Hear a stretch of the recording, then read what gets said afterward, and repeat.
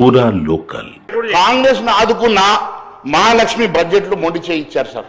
నేను కాంగ్రెస్ లో ఈరోజు గవర్నర్ ప్రసంగంలో పారా 20 నుంచి పారా 26 వరకు మహిళల సాధికారత తెలంగాణ శక్తి అనే టైటిల్ కింద కాంగ్రెస్ సర్కార్ మహిళలకు మేలు కలిగే విధంగా పలు చర్యలు తీసుకున్నట్టుగా గొప్పలు చెప్పుకుంది.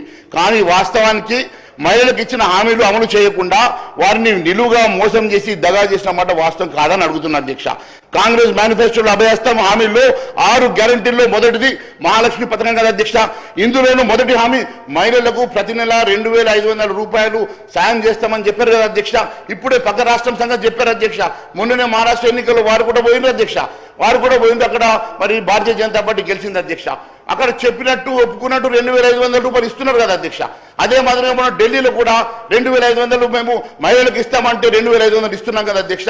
మరి మీరు 15 నెలలు అవుతున్నా ఇప్పటి వరకు 2500 ఎందుకోసం ఇస్తలేరు, ఎందుకోసమని మరి కాంగ్రెస్ మహిళలకు మొండి చేయి చూపిస్తా ఉన్నదో మేము అడుగుతా ఉన్నాం అధ్యక్ష.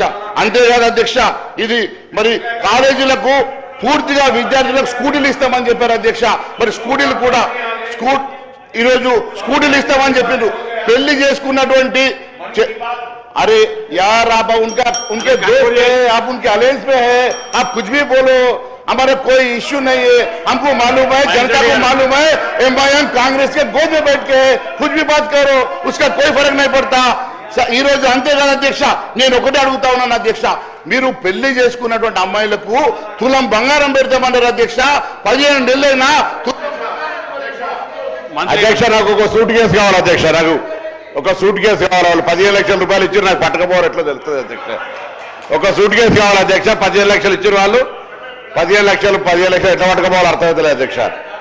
కాబట్టి ఇప్పుడు మాట్లాడుతూ తులం బంగారం గురించి మాట్లాడుతారు. 15 లక్షల రూపాయలు అయితే ఇయ్యాలి కదా అధ్యక్ష. మీకు వచ్చినాయి అధ్యక్ష? ఎవరికైనా వచ్చినాయి? అక్క జిల్లాలో ఎవరికైనా వచ్చినాయి? అరే మేము ఇలా కేంద్రంలో రైతులకు పెన్షన్ ఇస్తామన్నారు, రైతులకు ఉరి చట్టాలు తీసుకొచ్చారు.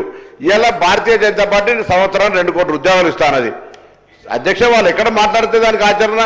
ఇలా ఈ దేశంలో తెలంగాణ రాష్ట్రం నుంచి వచ్చే నిధులను కూడా మళ్ళీ వాపసు ఇచ్చే పరిస్థితి లేదు. తాపకోడు బాత్రూమ్ మీద ఫోటో పెట్టమంటారు, రేషన్ షాప్ మీద ఫోటో పెట్టమంటారు. ఇవాళ ఒక్కటే అడుగుతున్నాం, ఈ 15 లక్షలు ఎట్లా తీసుకోవాలో కొద్దిగా ఒక సూట్ కేసు చెప్పారు మహేశ్వర రెడ్డి గారితో.